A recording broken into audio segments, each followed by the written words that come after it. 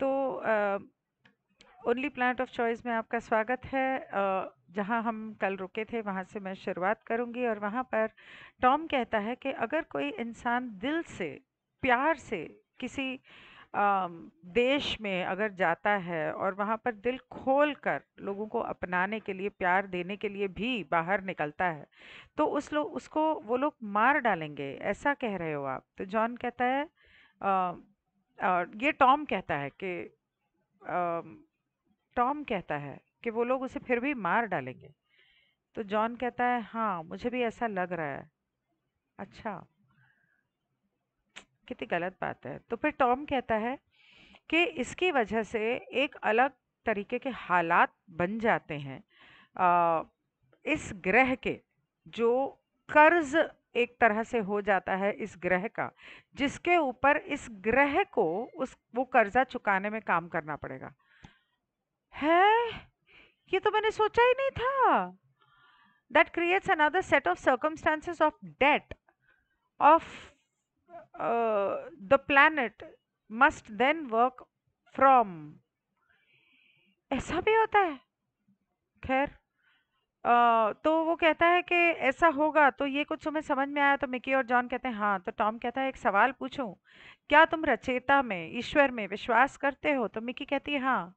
तो टॉम कहता है क्या तुम साबित कर सकते हो कि भगवान है? तो मिकी कहती नहीं। तो टॉम कहता है थैंक यू। तो मिकी कहती हम लोग आज मजाक कर रहे थे, हम सच में चाहेंगे कि आप हमारे घर के सामने आज रात अगर उतर जाएं। और वो हंसने लगती है। तो टॉम कहता है हम भी यही चाहेंगे, लेकिन अगर हमने ऐसा किया तो आप लोगों को तो इज़राइल करके कोई होगा वहां पे। तो वो कहता है तो अगर हम भी ऐसा चाहेंगे, लेकिन अगर हमने ऐसा किया तो आप लोग, तो इज़राइल कहता है वेटा पैड्स के मतलब हम अपने पजामे में ही सुसु कर देंगे। तो टॉम कहता है हाँ। तो सब हंसने लगते हैं। तो मिकी कहती है अच्छा, आ, हाँ मैं मानती हूँ कि ये भी मुमकिन है, ये पॉसिबल हो सकता है। अरे ये तो बहुत ही छोटा है। तो टॉम कहता है कि हमें कोई एतराज तो नहीं है वैसे, और सब लोग हंसने लगते हैं। यहाँ से शुरू होता है छठा चैप्टर। मुझे पता होता इतना सा रह गया तो मैं इसको उसी दिन खत्म कर देती।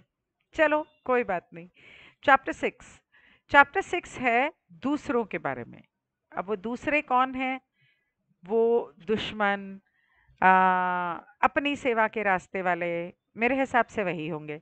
तो वो कहता है कि एक इस किताब में जो पहला एडिशन था इस किताब का, उसके अंदर एक चैप्टर था, एक सत्र था जिसका नाम रखा हुआ था द ऑपोजिशन, मतलब के दुश्मन। दुश्मन। लेकिन 1994 में मई के महीने में बात करते वक्त टॉम ने बताया कि हमें लगता है कि ये बेहतर होगा कि आप उन्हें दुश्मन कहने के बजाय वो दूसरे लोग का नाम रखो। इसकी वजह से इस चैप्टर का नाम ऑपोजिशन से अदर्स किया गया। Coffee P low. क्योंकि वो सुनने में अच्छा लगता है। और जहां तक कि लोगों की जानकारी की बात है, उन्हें जानकारी होने की जरूरत है। उन लोगों को जितना कम ऊर्जा दी जाए, उनके बारे में जितना कम सोचा जाए, उतना उनको उनकी ताकत को, यूं कह लो उनकी नकारात्मकता को उतनी ताकत कम मिलेगी। आगे वो कहता है कि इस सत्र में ऐसी बहुत सारी बातें आपको पता चलेंगी जो बहुत अच्छा नहीं लगेगा इसको पढ़ के। ये इस तरह का सब्जेक्ट है कि turning a potentially unpleasant subject into an extremely useful exercise, ये बहुत जरूरी है जानना। लेकिन जैसे मुंह कड़वा हो जाता है ना, वो वाला एहसास होगा। अब दवाई है, खानी तो पड़ेगी, लेकिन कड़वी है। नाक पकड़ो, बदबू आ रही है, नाक पकड़ो और सीधा गले के अंदर डालो। यहाँ पे डालोगे तो कड़वी लगेगी, अंदर डालोगे तो कड़वी नहीं लगेगी, सीधा अंदर। मैं तो यही करती हूँ। तो ये जो सब्जेक्ट है ये कुछ इस तरह का है। Very interesting. ये बहुत इत्तेफाक की बात है, मैंने ये चैप्टर पढ़ा नहीं था और मैं नहीं जानती थी कि ये बात इसमें आने वाली है, लेकिन इत्तेफाक की बात। I love my creator. I love my guardian angels. How they guide me. सोचो 6 महीने से मैंने यूनिवर्सल लॉज का चैप्टर, वो बुक खोल के रखी हुई थी यहाँ, लेकिन शुरू नहीं की। पता नहीं क्या मेरे मन में आया, मैंने सोचा बहुत टाइम हो गया, शुरू करते हैं। और अब यहाँ पर उसी के बारे में बात हो रही है। टॉम कह रहा है कि ये जो दूसरे हैं, आ, वो उन्हें दूसरे कहता है। वो कहता है कि उन्हें दुश्मन कहना ठीक नहीं, उसमें से नकारात्मकता की बू आती है, तो हम उन्हें दूसरे लोग कहते हैं। तो वो जो दूसरे लोग हैं, वो इस तरह की समूह बनाते हैं और आपके धर्मों के द्वारा, आपके बड़ी गवर्नमेंट के ऑर्गेनाइजेशंस के द्वारा, आपके धरती के ऊपर बहुत सारी बड़ी बड़ी गवर्नमेंट्स की मिलीजुली समूह बने हुए हैं, ऑर्गेनाइजेशंस बने हुए हैं,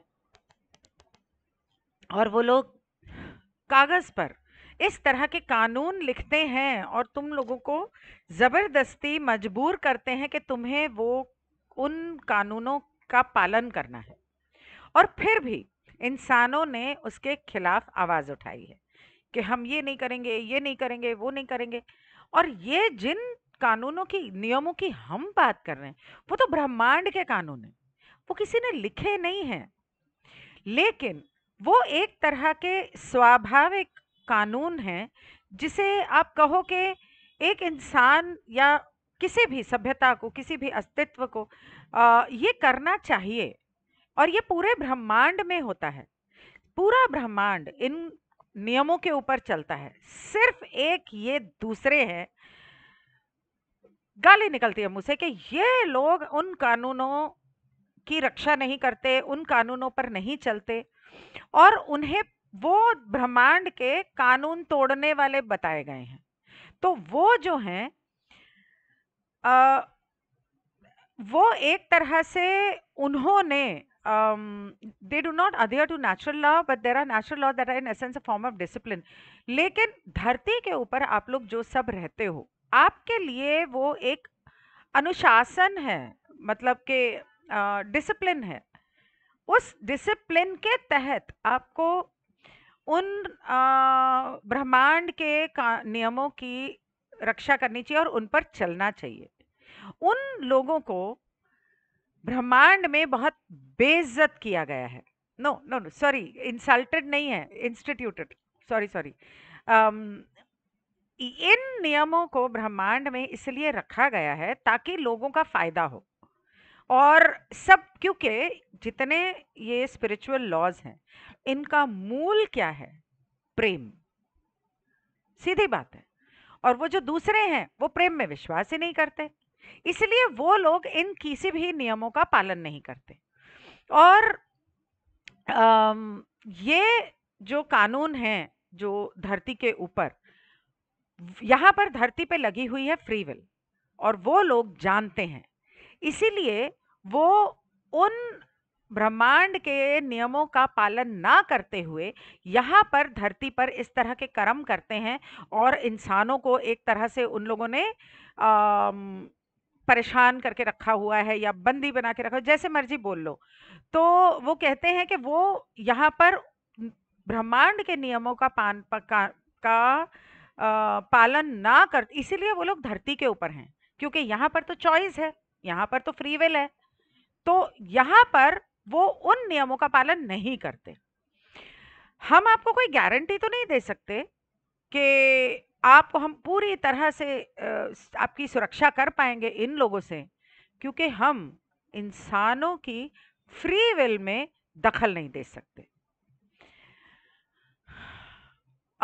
एक बात और वो कहता है कि इन नियमों को ब्रह्मांड में इसलिए रखा गया है कि इससे सभी लोगों का फायदा होता है, और इन नियमों की वजह से इंसान की आत्मा को सीखने का मौका मिलता है, बहुत कुछ सीखने का मौका मिलता है। तो ये, जब तक आत्मा ये सारी चीजें सीखेगी नहीं, तो आगे कैसे बढ़ेगी? आगे एंड्रू कहता है कि आप हमें बता सकते हैं कि ये जो दूसरे हैं वो कैसे हैं, वो देखने में कैसे हैं, उनका शरीर कैसा है, वो कहाँ-कहाँ हैं हमारी धरती के ऊपर, और वो आए हुए हैं और किस तरह के हैं, मतलब कुछ तो उनके बारे में बताओ, क्योंकि हमें तो कुछ भी नहीं पता उनके बारे में। वो किस तरह काम करते हैं, किस तरह अपने काम को अंजाम देते हैं, हमें तो नहीं पता है। तो टॉम कहता है कि पहले मैं तुम्हें ये समझाता हूँ कि वो अपने शरीर का इस्तेमाल करते हैं, कैसे करते हैं। टॉम कहता है, हम आपको पहले समझाते हैं कि वे भौतिक शरीर में कैसे काम करते हैं, मतलब हमारे भौतिक शरीर के साथ कैसे काम करते हैं। भौतिक शरीर में जो कुछ भी अच्छा है, उसका प्रयोग, उसका उपयोग नकारात्मक शक्तियों द्वारा किया जाता है। उद्देश्य सकारात्मक संतुलित होना है, न कि सकारात्मक को असंतुलित करना। जब आप सकारात्मक और नकारात्मक को फिर से संतुलित करते हैं, या जब भौतिक शरीर थक जाता है या कमज़ोर हो जाता है, जैसे कि आपको कोई बीमारी हो गई, कोई परेशानी हो गई, या आपके शरीर का हिस्सा कोई कमज़ोर है, तब आपके तो नकारात्मक शक्तियां आपके भौतिक अस्तित्व का उपयोग करने का प्रयास करती हैं, शरीर का, भले ही वह संतुलित हो। असमंजस्य पैदा करने, परेशान करने और असंतुलित करने के लिए वो इस तरह की प्रॉब्लम्स क्रिएट करती हैं आपकी लाइफ में, आपके शरीर में, जिससे आप संतुलित हो भी तो आपकी ज़िंदगी में असंतुलित मतलब इम्बैलेंस्ड पैदा हो और परेशानियां आएं, चाहे वो शारीरिक, खास करके शारीरिक। तो इस तरह वे उन लोगों का उपयोग करती हैं जो प्राणी हमारा साथ देते हैं और हमारे साथ काम कर रहे हैं, जैसे कि हम, जैसे मैं, जैसे पा, या जैसे वो सभी लोग जो, खैर, ये लोग। तो आपके भौतिक शरीर में उसके घनत्व और भारीपन के कारण कुछ चीजें हैं जिन्हें उसे संतुलन में रखने की ज़रूरत है। यहाँ तक कि आपके विद्युत उपकरणों के अत्यधिक संपर्क से, मतलब इस्तेमाल करने से, इलेक्ट्रॉनिक चीज़ें इस्तेमाल ज़्यादा करने से भी असंतुलन आ जाता है। सोशल मीडिया, इच्छा, लालच, असंतुलित भावनाओं, जलन, गुस्सा का उपयोग संतुलन को बिगाड़ने के लिए किया जा सकता है और वे उसमें फंस जाते हैं, जिससे वे बार बार पुनर्जन्म लेते हैं। मतलब हम लोग इन भावनाओं में घिर जाते हैं, फंस जाते हैं। जैसे पता है कि जलन हो रही है, लेकिन पता है कि नहीं करनी है, तो वो हालात सामने पैदा करेंगे। या गुस्सा आ रहा है, कंट्रोल करने की कोशिश कर रहे हो लेकिन कंट्रोल से बाहर हो रहा है, बहुत ताकत लगती है, इमोशनली, मेंटली बहुत ताकत लगती है। अ, जिससे कि दूसरी दुनिया में, ब्रह्मांड में वे ऐसा ही करने का प्रयास करते हैं, लेकिन वह केवल ऐसा अ, ऐसा ही करने का प्रयास करते हैं। अ, दूसरे ब्रह्मांड में, दूसरे ग्रहों पर भी उन्होंने ये कोशिश की है, लेकिन धरती के ऊपर उसकी घनत्व के कारण वे इसे पूरा करने में सक्षम हुए हैं। आप जानना चाहते हैं कि वे हमारे समक्ष हैं, क्या ये सही है ना? तो एंड्रू कहता है हाँ। तो मतलब कि वो हमारे सामने हैं, मतलब हमसे दुश्मन या जैसे भी कह लो। तो एंड्रू कहता है हाँ। तो टॉम कहता है नहीं, वे हमारे समक्ष नहीं है, हम केंद्र में हैं, हम संतुलित हैं, केंद्र में हैं, और हम ऐसा नहीं दिखना चाहते जिस जैसे कि हम परिपूर्ण हैं या हम अहंकारी हैं, लेकिन हमारे दोनों तरफ सकारात्मक और नकारात्मक भी है। तो वो कहते हैं कि हम ब्रह्मांड के सेंटर में हैं, हमारे दोनों तरफ सकारात्मक भी है, नकारात्मक भी है। हम ये नहीं कह रहे हैं कि हम अहंकारी हैं या हम परिपूर्ण हैं, लेकिन इससे मेरा तात्पर्य यह है कि सकारात्मकता है जो संतुलित नहीं है, सकारात्मकता है, there is the positive that is not balanced. मतलब सकारात्मकता है लेकिन वो संतुलित नहीं है, धरती पर खास करके।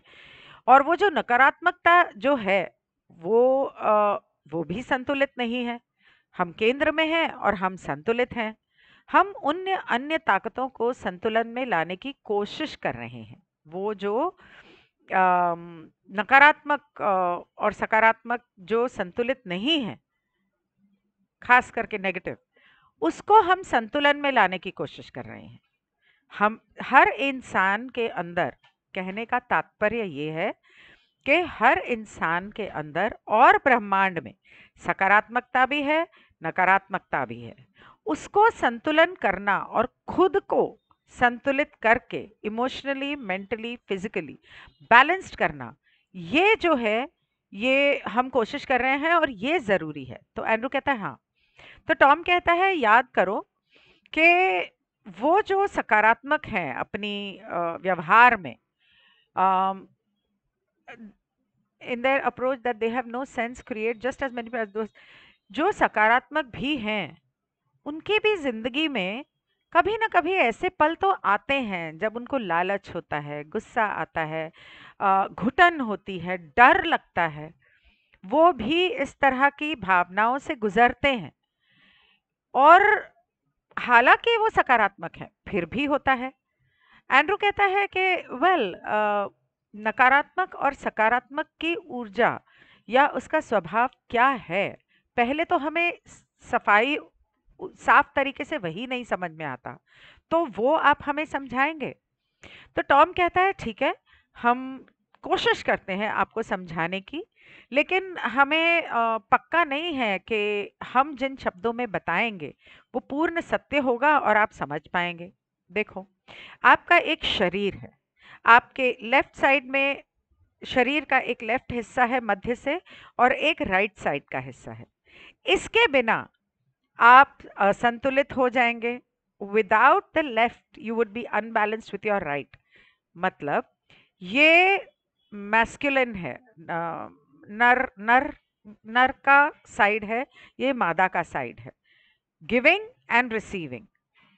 एक किसी भी एक साइड के बिना आपका दूसरा साइड असंतुलित हो जाएगा, राइट? अगर आपका शरीर आधा होगा तो आप कैसे चलोगे, कैसे काम करोगे, कैसे क्या? आपके पूरे शरीर की जरूरत है, राइट? तो इसी तरह से ये जो सिचुएशन है, ये जो पूरी बात है वो इस तरह से है। वो हिस्सा है लेकिन वो पूरा हिस्सा नहीं है, वो पूर्णता नहीं है।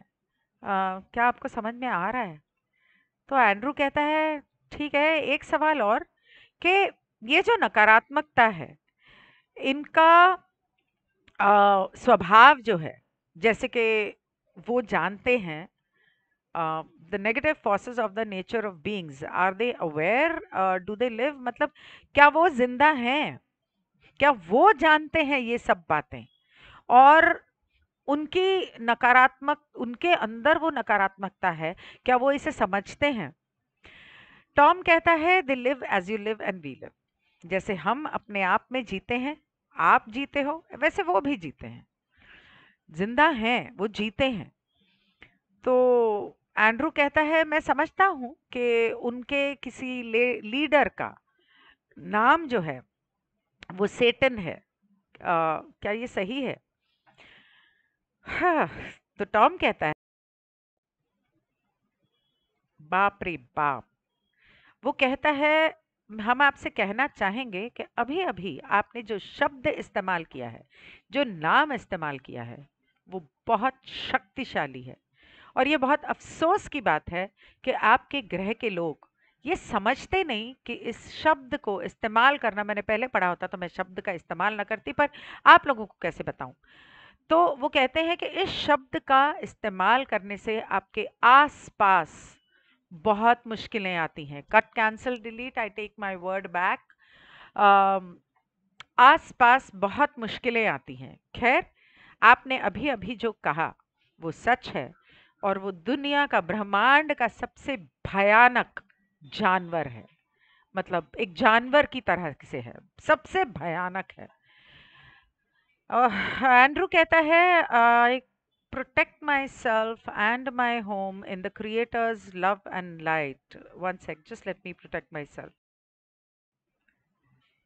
एंड्रू कहता है मेरा सवाल एक्चुअली ये नहीं था, मेरा सवाल ये था कि उस जानवर का ऑपोजिट क्या है, मतलब कि उसके सामने कौन है, या उसको किस तरह से बोलेंगे?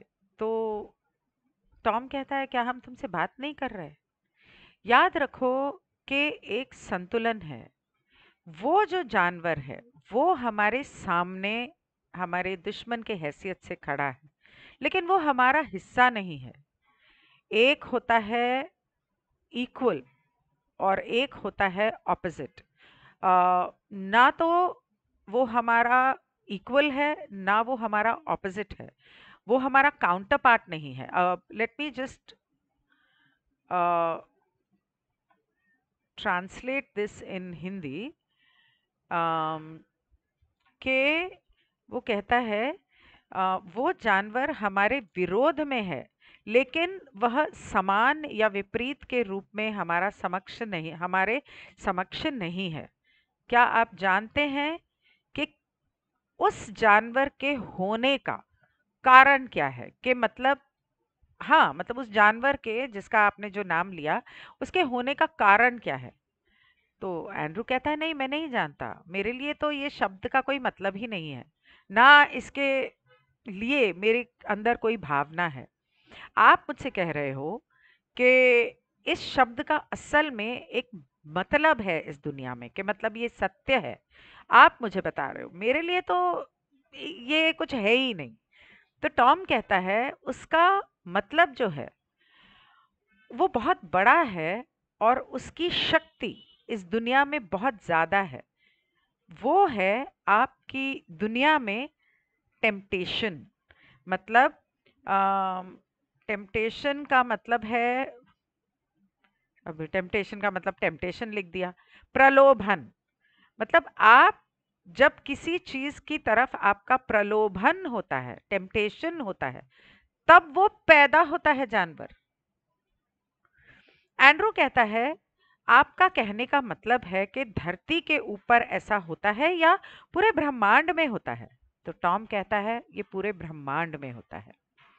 एंड्रू कहता है मैं इस तरह से समझ रहा हूं कि जब आप प्रलोभन की बात कर रहे हो, तो इसका मतलब वो एक ऐसी चीज है जो हमारी आध्यात्मिक उन्नति में नहीं होनी चाहिए। तो टॉम कहता है करेक्ट। तो एंड्रू कहता है प्रलोभन का ब्रह्मांड के स्तर पर कोई उदाहरण देंगे आप? तो टॉम कहता है ये लास्ट पैराग्राफ करके मैं बंद कर दूंगी। टॉम कहता है प्रलोभन का उदाहरण, फर्ज कर लो कि झूठी तस्वीर के साथ हमें गलत तरीके से प्रस्तुत करना है, या झूठ या धोखे में हमारे नाम का उपयोग करना। नाजरीन जो एक थी, इससे पहले भी उसका नाम आ चुका है, कि नाजरीन उन चीज़ों से बहुत दुखी था जो उसके नाम पर की गई थी, मतलब किसी और का नाम लेके कुछ करना। ठीक है, हम उन चीज़ों को लेकर भी दुखी हैं जो उनके नाम पर की गई हैं और उनके नाम का इस्तेमाल किया गया है। और हम उन चीज़ों से भी दुखी हैं जो हमारे नाम पर भी की गई हैं। जब हम ऐसा कहते हैं तो हम आपको ये आपको ये समझाने के लिए कहते हैं कि अहंकार को बढ़ावा अ, कह एक मिनट अंडरस्टैंड कि हम आपको ये समझाने के लिए कह रहे हैं कि वो जो जानवर है वो अहंकार को बढ़ावा देता है। व्यक्तियों को नियंत्रित करने के इस शैतान के प्रलोभन आपके ग्रह पर सबसे गंभीर समस्या पैदा करता है। यह एक चीज है जो नष्ट कर देगी। यह शक्ति की आ, लालसा, मतलब पावर की जो लालसा है, ये चीजें जो हैं ये आपकी धरती को बर्बाद कर देंगी, नष्ट कर देंगी। ये जो शक्ति की लालसा है, नियंत्रण की लालसा है, दूसरों पर नियंत्रण पाना, और लालसा इतनी तीव्र होती है कि जब वह एक तरीके से पूरी नहीं हो पाती तो वे दूसरा रास्ता खोज लेते हैं। लेकिन जब वे नाजरीन का नाम का उपयोग करते हैं या वे हमें गलत तरीके से पेश करते हैं, मतलब काउंसिल का नाम का इस्तेमाल गलत तरीके से करते हैं और काउंसिल के बारे में गलत बातें बोलते हैं और कहते हैं कि भगवान के नाम पर मैं यह कर रहा हूं, तो ये सबसे बुरा लगता है। बहुत लोग फ्री विल के नाम पर या मेरा 49% उसके नाम पर, या ईश्वर के नाम पर मैं ये कर रहा हूं ऐसा बोलते हैं, तो वो हमें सबसे बुरा लगता है, क्योंकि वो ईश्वर को बदनाम कर रहे हैं, वो फ्री विल को बदनाम कर रहे हैं और उसका गलत इस्तेमाल कर रहे हैं। और जब ये एक सेकंड के लिए ख्याल किसी के दिमाग में आता है ना, तो वो शैतान उनका पूरी तरह से उनको उनके ऊपर कब्जा कर लेता है और उनके दिमाग को घुमा देता है। वो आपको मानसिक तौर पर भी घुमा देता है, वो आपको भावनात्मक तौर पर भी घुमा देता है, वो आपके शरीर के अंदर भी इस तरह की लालसा और प्रलोभन पैदा करता है। तो कहता है जब लोग ऐसा करते हैं ना, तो हमें बहुत बुरा लगता है। करते हैं कुछ लोग, नहीं समझते हैं वो लोग, इन यूनिवर्सल लॉज को मरोड़ तरोड़ के इनका इस्तेमाल करते हैं। इसको कहते हैं मैनिपुलेशन, कि आप यूनिवर्स के स्पिरिचुअल लॉज को मरोड़ तरोड़ के अपने फायदे के लिए, अपने प्रलोभन के लिए इस्तेमाल करो, और नाम लगा दो भगवान का, नाम लगा दो मेडिटेशन का, नाम लगा दो फ्री विल का, या नाम लगा दो अपने 49% का, जहां मैं अहंकार आ जाता है। मैं, वहां पर ऐसा होता है। हम जानते हैं कि उनके दिलों में क्या है, और वो ये शैतान ही है जो उन्हें ऐसा करने के लिए प्रलोभित करता है। लेकिन जब उनसे कहा जाए कि ऐसा हो रहा है, तो वो ध्यान नहीं देते इस पर। नियंत्रण और शक्ति के लिए जो वह उन्हें अन्य प्राणियों पर देता है, नियंत्रण, आ, ये शैतान ही है जो उन्हें ऐसा करने के लिए प्रलोभित करता है, ताकि वो नियंत्रण पा सकें और शक्ति महसूस कर सकें, जो वो अन्य मतलब दूसरे लोगों पर, जानवरों पर, इंसानों पर वो शक्ति आजमा सकें और उनका नियंत्रण कर सकें, और अपने तरीके से अपने फायदे के लिए काम करवा सकें। शैतान असंतुलित नकारात्मक है। अब क्या इससे आपको पता चला कि मैं क्या कहने की कोशिश कर रहा हूँ? समझ में आया? तो एंड्रू कहता है हाँ, समझ में आया। तो यहाँ पर मैं इसे रोकती हूँ। ये पता नहीं, मैं तो हर सेशन में ये कहती हूँ कि बहुत ज़रूरी सेशन था, और टच वुड लकीली सारे सेशंस जो चल रहे हैं, only planet of choice, living the law of one, और spiritual laws of the universe, ये इतने सिंक्रोनाइजेशन में चल रहे हैं ना कि मजा आ रहा है मुझे। और सच बात बोलूं तो मैं ये जो पढ़ती हूँ ना, तो ऐसा है कि पा ने जब मेरे साथ लॉ ऑफ वन शुरू की थी, तो मैं सीखना चाहती थी, मैं समझना चाहती थी। लेकिन मैंने सोचा कि मैं सीख ही रही हूँ, समझ ही रही हूँ, तो मैं अकेली क्यों, क्यों ना सब इसको सीखें। तो मैंने चुपके से इंस्टाग्राम पे लाइव चली गई, और मैं मतलब मैंने इसे समझा। उस वक्त मुझे यूट्यूब पे लाइव जाने का ध्यान नहीं, एक्चुअली पा ने मना किया हुआ था। तो अब जब मैं ये करती हूँ, जो भी मैं कर रही हूँ, living the law of one भी मैं पहली बार पढ़ रही हूँ, ये किताब भी मैंने थोड़ी ऊपर ऊपर से ऐसे क्विकली पढ़ी थी, लेकिन पूरी तरह से डीप में जाके मैं पहली बार पढ़ रही हूँ। Living the law of one में भी, वो भी मैं पहली बार पढ़ रही हूँ। मैं पढ़ रही हूँ खुद सीखने के लिए, मैं समझना चाहती हूँ। लेकिन जब मैं पढ़ ही रही हूँ, तो उसे गहराई से क्यों ना समझूं। और रा ने लॉ ऑफ वन में कहा है कि जब आप सिखाते हो, तब आप ज्यादा सीखते हो। Honestly, I am being selfish here. I want to learn, I want to understand, and I am teaching or reading because I want to understand. लेकिन अगर सिर्फ रा ने यह भी कहा है कि अगर आपने पढ़ा, आपने सीखा और दूसरों के साथ उसे साझा न किया, तो फिर उस सीखने का कोई मतलब नहीं है। इसलिए मेरा सौभाग्य है कि मैं YouTube पर ये पढ़ रही हूँ और आप लोग ये सब देख रहे हो, और आप लोग इसको सराह रहे हो। तो I am being very honest, honestly, मतलब मुझे वो अरे इसके नाम पे उसके नाम पे झूठ बोलने की मुझे जरूरत नहीं। Right, so I just wanted to put this across. I don't know, मेरे ध्यान में आया तो मैंने बोल दिया। एक बात और, अच्छा ठीक है, वो मैं living the law of one के सेशन में बताऊंगी। ठीक है, ओके, बाय।